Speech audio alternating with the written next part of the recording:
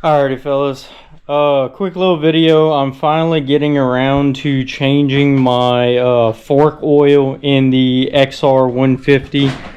It's really easy to do so far. I haven't completed it, so take that with what you will.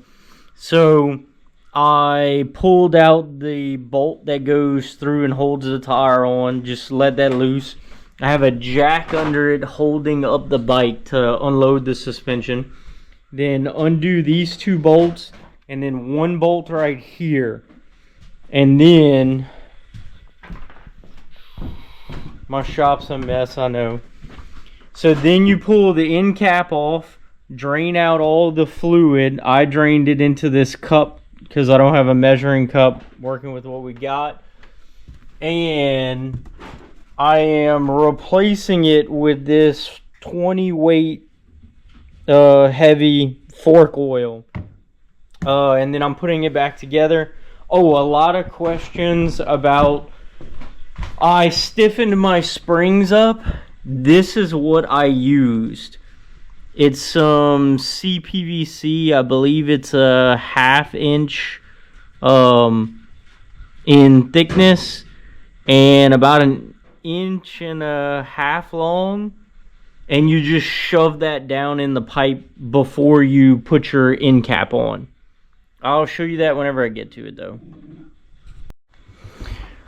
Alright, so now that I got the fork back on, I loosened up my handlebars and tilted them back to where it's easier to work on it.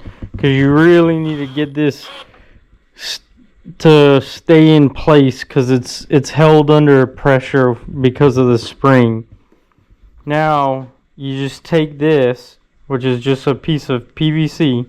It's a old stunt rider trick to stiffen up the front forks, and just shove it down. Now it is difficult, especially if you cut a piece too long, to get it in there, but you basically just shove it down in there.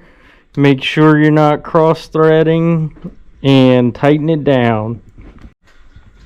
Alright, finally got that on there. You just gotta mess with it, get it lined up, and it will go in. But the fork oil that was in it, I should have showed it to y'all. I still have to do the other side, so I might show y'all that one. I mean, dumping it out, it looked like water coming out of it compared to the oil that I put in it. And with the PVC already stiffening it up, this is going to be a big improvement. I would be shocked if it doesn't feel different.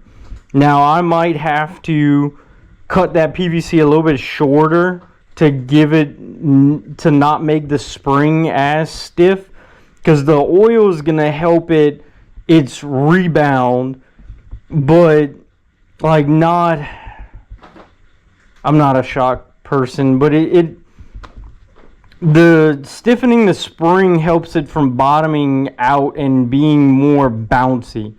The oil helps it soak up more. So doing both of these should be a really big change. And I'm going trail riding in a couple weeks, so hopefully we get to test this thing out and see how it does. Alright, this is the other side. Same process. Take the end cap off, hold pressure for the spring. There, it's done. Yeah, so that doesn't happen. I'll get that in a second and clean it. But here, sorry, it's kind of dark in here. We're going to dump out the fork oil so y'all can hopefully see it. No, I need my light. Look how thin that is. Like, that's thin. Very thin. There's more. It takes a while for it to come out. Okay, and this is the thickness of the new oil. Look how thick that is. Alright, we got everything back to normal. Ugh. And I gotta tell you, I mean, without riding it, it seems like perfect.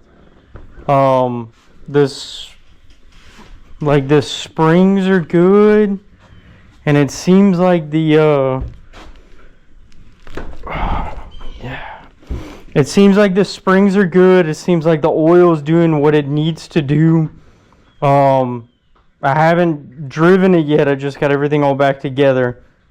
But based on the thickness of the old oil that I saw and what I put in, this is going to be huge. I can't wait to take it out. But that's a little quick video on how to do that.